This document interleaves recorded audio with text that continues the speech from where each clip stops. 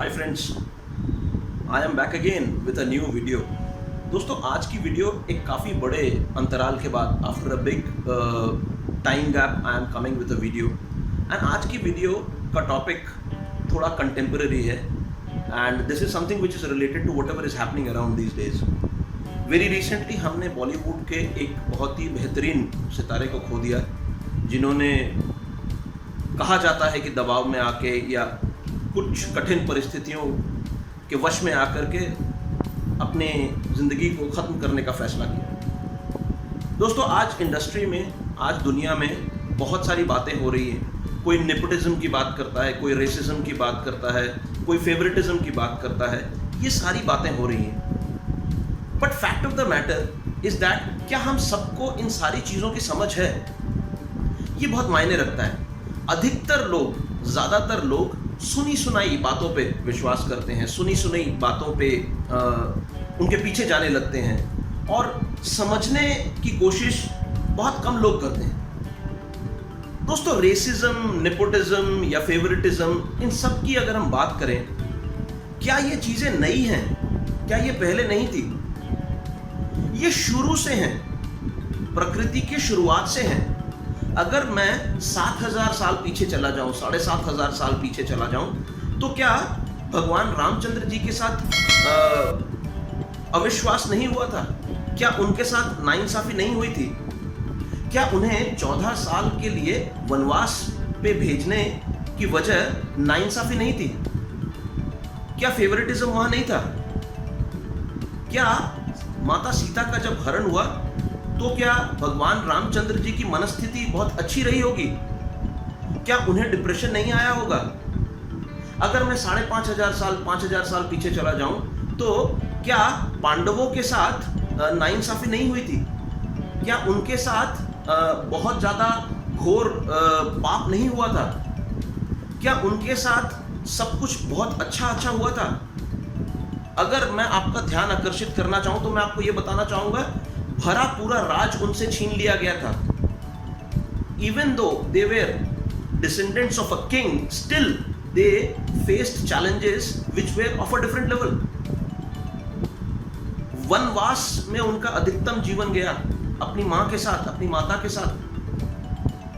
क्या द्यूत सभा में द्रौपदी के साथ नाइंसाफी नहीं हुई थी? क्या वहां पे पांडवों को डिप्रेशन में नहीं चले जाना चाहिए था? दोस्तों, परिस्थितियां बदलेंगी, परेशानियां आएंगी, और यही तो कलयुग का सार है। अगर द्वापर युग में नाइंसाफी हो सकती है, त्रेता युग में नाइंसाफी हो सकती है, दोस्तों आज तो कलयुग है। नाइंसाफी, फेवरेटिज्म, अविश्वास, बदनामी, दिक्कतें ये होंगी। ये हम पे डिपेंड करता है कि हम इन परिस्थितियों को किस तरह से हैंडल करते हैं। परिस्थितियां तो बदलेंगी, मनस्थिति कैसे बदल रही है ये मायने रखता है। Your belief system, your thought process, what impact the circumstances is having on your thought process.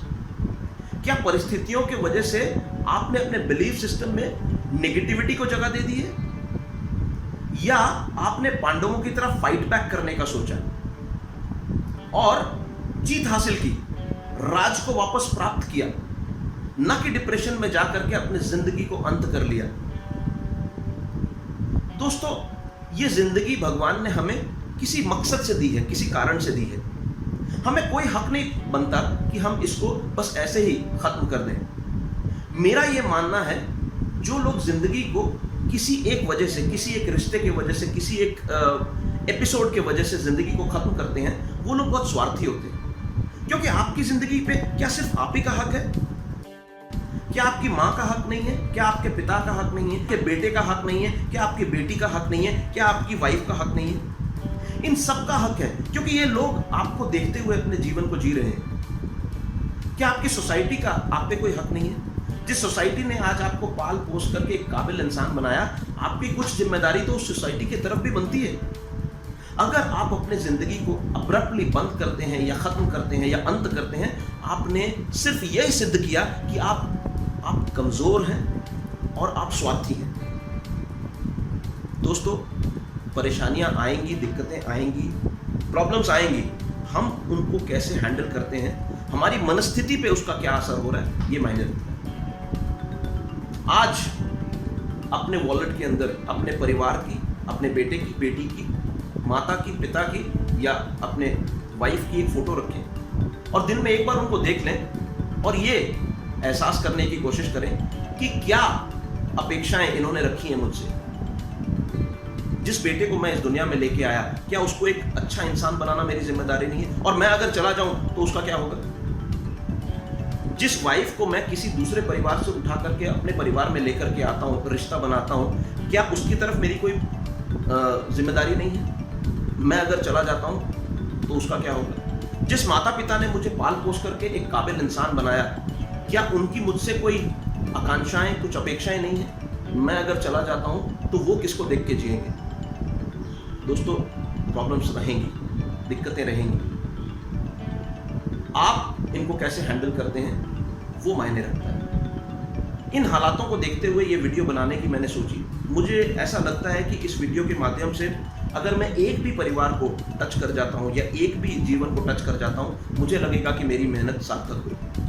दोस्तों, इस सिचुएशन में मुझे एक प्रेयर याद आती है जो कि मैंने कहीं पढ़ी थी और बहुत मायने रखती है।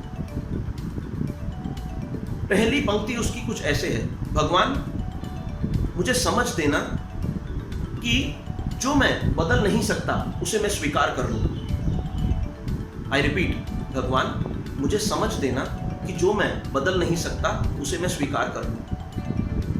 और दूसरी पंक्ति, भगवान मुझे शक्ति देना कि जो मैं बदल सकता हूं उसे मैं बदल दूं। और तीसरी पंक्ति, भगवान मुझे बुद्धि देना कि मैं इन दोनों में फर्क पता कर सकूं, इन दोनों में अंतर पता कर सकूं। दोस्तों, ये तीन पंक्तियों को याद रखना, जिंदगी में थोड़ा सा ठहराव आएगा। वापस कह रहा हूं, जिंदगी सिर्फ आपकी नहीं है, आप इसको अंत नहीं कर सकते। अगर आप अंत करते हैं तो आप स्वार्थी हैं। जिंदगी इससे बहुत बड़ी है। एक रिश्ते से, एक डिप्रेशन से, एक फेवरेटिज्म से, एक नेपोटिज्म से, एक रेसिज्म से जिंदगी बहुत आगे तक है। हमारी मनस्थिति सिचुएशंस को लेकर के कैसी होती है, सब कुछ उस पर डिपेंड करता है।